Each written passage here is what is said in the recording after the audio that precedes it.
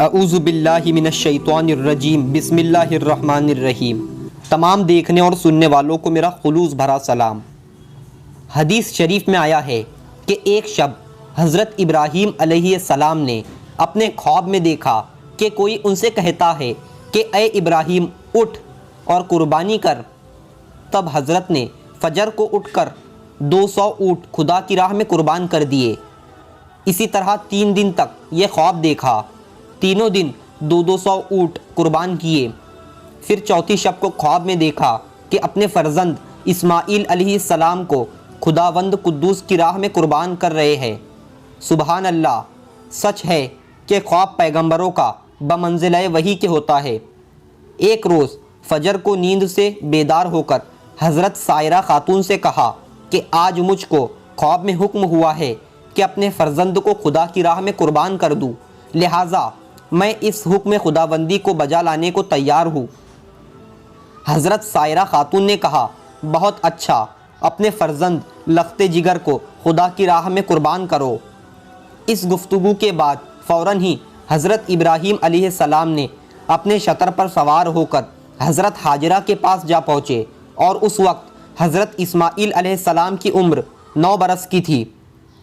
حضرت ابراہیم علیہ السلام نے حضرت ہاجرہ سے فرمایا کہ اسماعیل کے سر میں کنگھی کر کے اور اس کے بال مشک و عنبر سے خوشبودار کر کے اور آنکھوں میں سرما لگا کر اور پاکیزہ کپڑے پہنا کر میرے ساتھ دعوت میں بھیج دو، میں اسے اپنے ساتھ دعوت علی اللہ میں لے جاؤں گا۔ اس حکم کو سن کر حضرت ہاجرہ نے ان کو خوب اچھی طرح نہلا دھلا کر اور پاکیزہ کپڑے پہنا کر کہا کہ تم آج اپنے باپ کے ساتھ ضیافت میں جاؤ۔ حضرت ابراہیم علیہ السلام نے ایک چھری تیز دھار والی اپنی آستین میں چھپائی اور ہاجرہ کے سامنے سے نکل آئے، اور حضرت اسماعیل ذبی اللہ اپنے باپ کے پیچھے چلنے لگے۔ یہ کیفیت دیکھ کر شیطان لعین حضرت اسماعیل ذبی اللہ کے پاس آیا، لیکن اس نے ان سے ابھی کہنا مناسب نہ سمجھا، اور فوراً ہی وہ شیطان حضرت ہاجرہ کے پاس پہنچا اور کہنے لگا کہ آج اسماعیل تمہارا بیٹا کہاں ہے؟ حضرت ہاجرہ نے ان سے کہا کہ آج وہ اپنے باپ کے ہمراہ ایک ضیافت میں گیا ہے۔ شیطان نے کہا کہ افسوس، اس بیچارے کو تو اس کا باپ ذبح کرنے کے لیے لے گیا ہے۔ حضرت ہاجرہ نے کہا معاذ اللہ، تم نے سنا ہے کہ باپ نے اپنے بیٹے کو بے گناہ مارا ہے؟ ابلیس نے کہا کہ خدا نے اسے ایسا ہی حکم دیا ہے۔ حضرت ہاجرہ نے کہا کہ واقعی خدا کا فرمان ہے تو میں بھی اس کی رضا پر راضی ہوں۔ پس ابلیس حضرت اسماعیل علیہ السلام کے پاس آیا، اور اس لعین نے یہ گمان کیا کہ ابھی تو یہ لڑکا ہے، ہم اس کو نہایت آسانی سے بھٹکا سکیں گے۔ ابلیس نے حضرت اسماعیل علیہ السلام سے کہا تو کہاں جاتا ہے؟ حضرت اسماعیل علیہ السلام نے جواب میں کہا کہ میں آج اپنے باپ کے ساتھ ضیافت میں جاتا ہوں۔ شیطان بولا نہیں، تمہارا باپ تو تم کو آج ذبح کرنے کے لیے لے جا رہا ہے۔ آپ نے یعنی حضرت اسماعیل ذبی اللہ نے اس شیطان لعین سے کہا کہ کبھی باپ بھی اپنے بیٹے کو بے گناہ مارتا ہے؟ کیا کبھی تم نے ایسا سنا ہے؟ ابلیس نے حضرت اسماعیل علیہ السلام سے کہا کہ اس کو تو یہ حکم خدا نے دیا ہے کہ وہ آج اپنے بیٹے کو خدا کی راہ میں قربان کر دے۔ یہ سن کر حضرت اسماعیل ذبی اللہ نے جواب دیا کیا یہ حکم اللہ تعالیٰ نے دیا ہے؟ تو پھر تو 1000 جان بھی میری اللہ کی راہ میں فدا ہو، اور میں بخوشی اس کی راہ میں قربان ہونا چاہتا ہوں۔ جب وہ دونوں بزرگ دور تک نکل گئے، تب اسماعیل نے اپنے باپ سے عرض کی کہ اے میرے ابا جان، مجھے کہاں لے جا رہے ہو؟ تب حضرت ابراہیم علیہ السلام نے اللہ تعالیٰ کی طرف سے جو وحی کی گئی تھی وہ اپنے لخت جگر فرزند ارجمن کے سامنے انہی الفاظ کے ساتھ بیان کر دی۔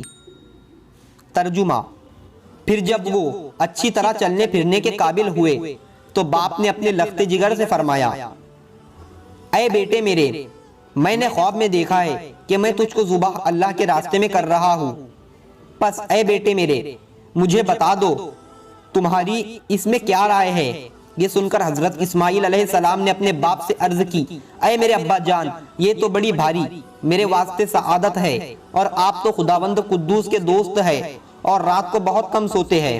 جب آپ بحکم خدا سوئے تو رحمت رب سے آپ کو یہ خواب کی سعادت نصیب ہوئی، میں بخوشی راضی ہوں جس میں میرا خدا راضی ہے۔ اور کہنے لگے، جس کا ترجمہ کچھ یوں ہے حضرت اسماعیل نے اپنے ابا جان سے کہا کہ اے میرے باپ، کر ڈالیے جو کچھ آپ کو خدا کی طرف سے حکم ہوا ہے، اور مجھے آپ انشاءاللہ صابرین میں سے پائیں گے۔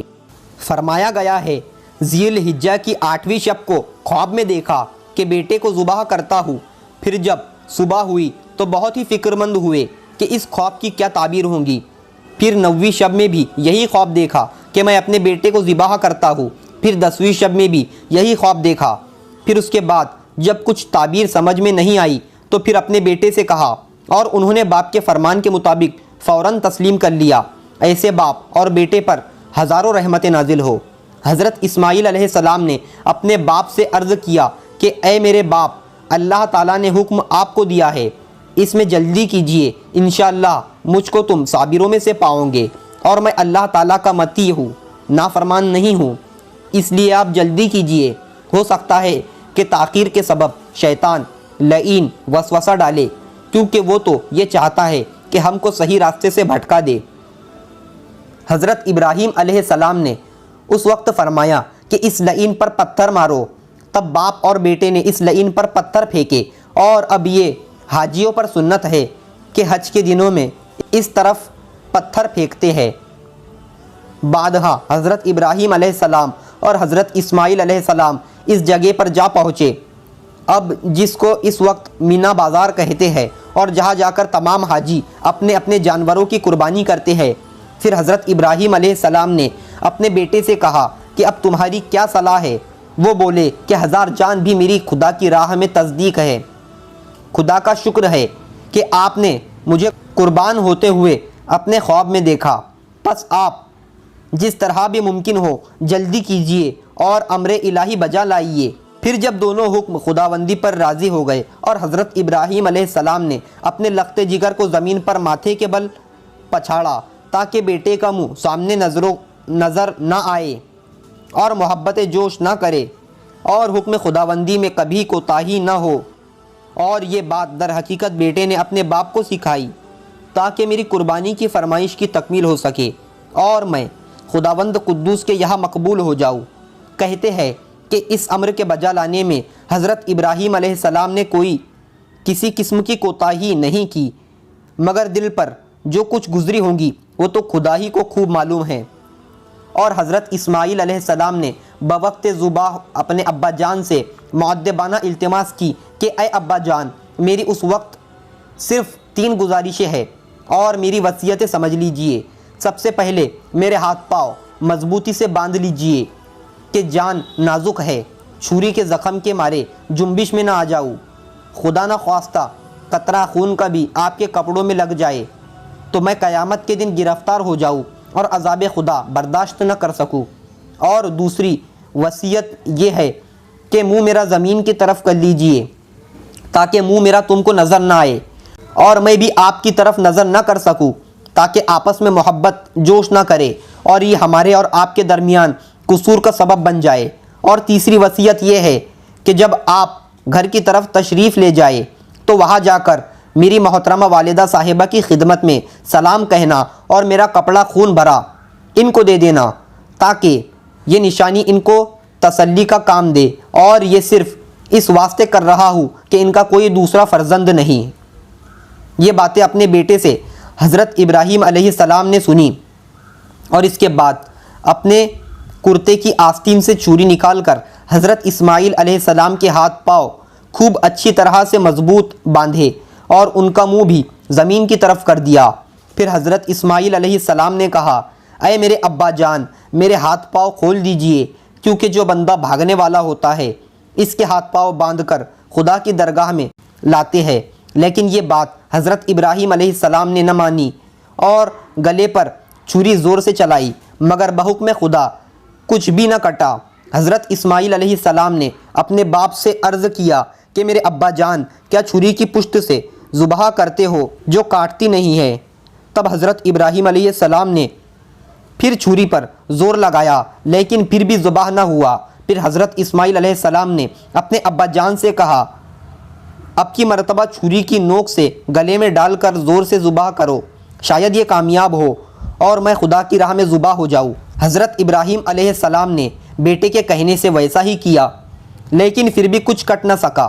چھری دستے کے اندر اور دستہ حلق پر رہ گیا، غرضے کہ وہ ذبح کرنے میں کامیاب نہ ہو سکے۔ پھر حضرت ابراہیم علیہ السلام نے غصے میں آ کر چھری کو زمین پر ڈال دیا۔